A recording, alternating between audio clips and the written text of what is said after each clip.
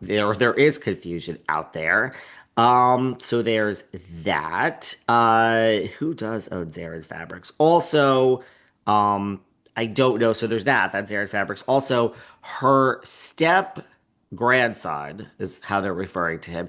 He has been, I never understand Reddit. I mean, what do people do on Reddit? I mean, I understand this podcast because there are ads, and I understand people that are huge on TikTok. I don't understand Reddit. Again, I'm out of here. There's no social media for me the day that I quit this job. Everybody, you're my Patreons. We'll keep in touch. Maybe we'll just have a Patreon once a week episode when I decide to quit. Anyway, Jill's, but I'm psycho and I have to do things all or nothing. It's like the crack of dawn here in New York, and I'm like just waking up. So Jill Zarin's step grandson blasts her as well, and apparently this all went down on Reddit. So Bravo celebrities have spoken out. We talked about that already. Now, Zarin Fabrics. Now, her grandson. I am Jill Zarin's step grandson. This apparently is on a Reddit thread. He began noting that he was willing to prove his identity if need be. Okay, we have some proof here. He later did so by posting a video, of his eulogy from Bobby's funeral. Oh wow, this is the step grandson. And by linking to his Reddit AMA from his Instagram page. He is now saying, "Hey, it's Mika Z, Micah Z, that sounds like Joel Zarin's step grandson. Ask me anything about Jill Zarin." Okay. I mean, see, here we go. I don't like this part of like, let's cash in for our own 15 minutes, but okay. I mean, then after noting that no one else wanted to speak out in fear of a defamation lawsuit, well, here we go with this word defamation again. We have anti-slap statutes and no one is suing anyone for defamation. Jill is not spending her own money to sue someone for defamation when there's no fucking case. But okay. After noting that no one else wanted to speak out, I'm telling you, having a bunch of lawyers around you 24/7, maybe that's what makes me cocky. Uh, then after noting that no one else wanted to speak out, this is the step grandson, in fear of a defamation lawsuit. The man confirmed he made the picture of an X on Jill's face for Zarin Fabrics' Instagram page. There you go. He's helping him out. Jesus. Before they offered a public statement against her, he also reacted to someone who mentioned that Jill had demanded cameras at Bobby's funeral.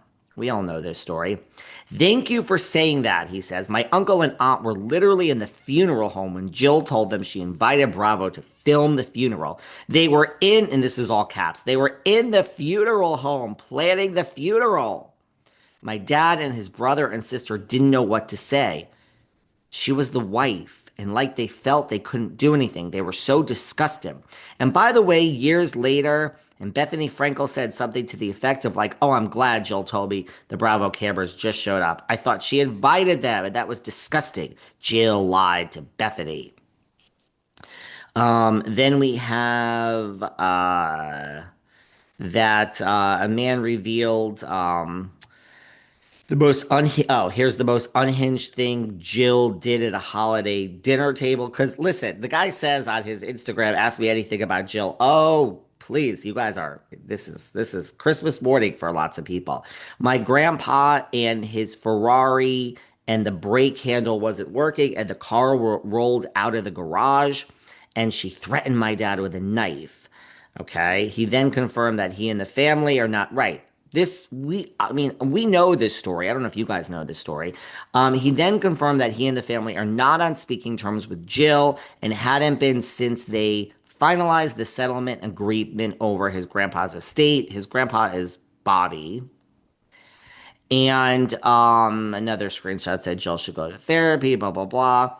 A fan asked, "Do you still talk to her daughter, Allie? What does she think?" And the step grandson says that Allie and Jill were so close, it would just be awkward. So, no. Someone else said, "Who actually owns Zarin Fabrics? Does Jill have any stake in the business, or is it Bobby's descendants?" Jill has no stake in the business. My dad owns it. So, Zarin Fabrics stayed in the Zarin family I mean, there was a falling out. We're taking it back, but get ready, guys, because Roni's coming back, and this is what it's going to be. I think we're going to be revisiting 10 years ago. But there was this big falling out at the time between Bobby's family and Jill. Allegedly, Bobby changed his will at the last minute. And again, this is top line because I don't know all the facts. If Jill would like to come on this podcast to try to explain her, I'm not coming after you, Jill. Again, I don't know if it's because I know her and have had interactions with her. Listen, I am just a real person. So, I mean, I've told this story before. Jill and I have had our issues, and then one day on the podcast, I said Jill Zarin is a fucking bitch. And my phone rang and it was Jill. And Jill said, "Did you just call me a fucking bitch on the podcast?" And I was literally, the woman couldn't even get another word out because I was going psycho. Like, again, I always say, you're not my mother and I'm not fucking you. So in America, you can say whatever you want. Now, things you say often have consequences, but she was calling me to tell me, like, don't say I'm a fucking bitch. And I wouldn't even let her finish her sentence. I literally went psychotic. I'm like, I'm not that bitch. Like, you're actually calling me? Like, I'll just triple down, baby. I'm not afraid of you. Okay? Like, come at me. Like, again, you can't come after someone that has the resources and is not scared and is a lawyer themselves. So by the time I went psychotic, I mean, I literally I know exactly where I was when this phone call came in. I went from 0 to 1,000, went psycho on the woman. And then after that, we talked it out. And she's like, why do you think I'm a bitch? I don't want really any problems. And I have to say, ever since then, I do hold a special place in my heart for Jill because that is how I love to deal with life. You got a problem with me? Let's talk it out. Let's work it out and let's move on. There's this thing online that keeps resurfacing in my algorithm. Like, how long does it take a tourist to get over something? Here's my woo-woo LA side. And it says like 5 years. How long does it take? And it says, how long does it take one zodiac sign is 10 years, one is 3 years, 2 months, whatever it is. And it says, how long does it take a Gemini to get over things? And I'm a Gemini. And it says 1 second. It really is true. I am over things. I don't hold things. We work it out. It's like what are you talking about? Someone's like, why are you mad at me? Mad at you? I was mad at you an hour ago. I'm over it. So that's just that. But the story is that, Bobby changed his will at the last minute, allegedly, and I might be blurring some of the facts, but that Jill then got everything and the family hates her because of that, of course.